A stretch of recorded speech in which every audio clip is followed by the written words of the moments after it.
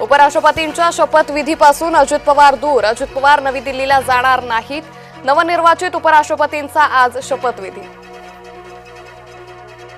पंतप्रधान नरेंद्र मोदी शनिवारी मणिपूर दौऱ्यावर 8,500 कोटींच्या विकास प्रकल्पांचं उद्घाटन करणार. हिंसाचाराच्या घटनेनंतर मोदी पहिल्यांदाच मणिपूरमध्ये. नेपाळमधील राजकीय नाट्य संपुष्टात. सार्वत्रिक निवडणूक होईपर्यंत सुशीला कार्की काळजीवाहू पंतप्रधान. नेपाळमधली स्थिती वेगानं पूर्वपदावर.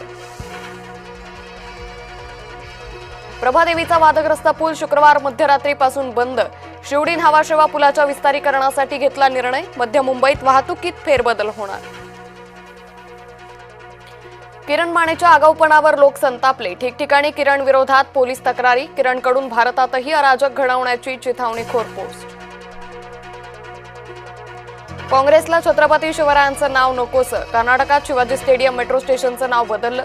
कर्नाटक सरकारच्या निर्णयाचा मुख्यमंत्र्यांकडून निषेध.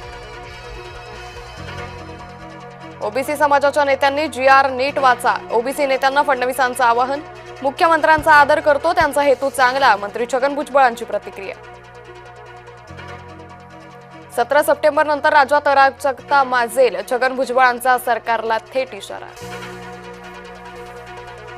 मराठा आरक्षणाच्या GRला कोणी चॅलेंज केलं तरी धोका नाही. मंत्री शंभूराज देसाईंचा भुजबळांना टोला. मुंबई पालिका निवडणुकीसाठी भाजप सक्रिय. अमित साटम, प्रवीण दरेकरांनी बोलावली सहकार आघाडीची बैठक. जळगावात पवार गटाचा पदाधिकारी मेळावा. प्रदेशाध्यक्ष शशिकांत शिंदे उपस्थित. मेळावा महिला प्रदेशाध्यक्ष रोहिणी खडसेंनी मात्र फिरवली पाठ. नागपुरात ट्रक चालकाकडून लाखोंच्या तुरडाळीची चोरी. उत्तर प्रदेशात जाणाऱ्या मालाची इंदोरमध्ये परस्पर विक्री. वर्ध्यात विजेच्या कडकडाटासह मुसळधार पाऊस. सोयाबीन पिकावर दुहेरी संकट. शेतकरी चिंताग्रस्त. येलो मोझॅक नंतर आता पावसाचा तडाखा. नेपाळच्या आंदोलनातील मृतांची संख्या 31 वर. नेपाळच्या तुरुंगातून 15,000 कैदी पळाले. लातूरात हमीभावापेक्षा कमी भावानं शेतमालाची खरेदी. क्रांतिकारी शेतकरी संघटनेनं बंद पाडला बाजार.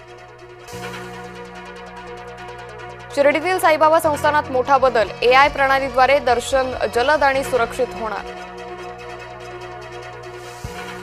छत्तीसगडमधील गरियाबंद येथील चकमकीत 10 नक्षलवाद्यांना कंठस्नान. 1 कोटींचं बक्षीस असलेला नक्षलवादी ठार. दोन्ही बाजूंकडून अधूनमधून गोळीबार सुरूच.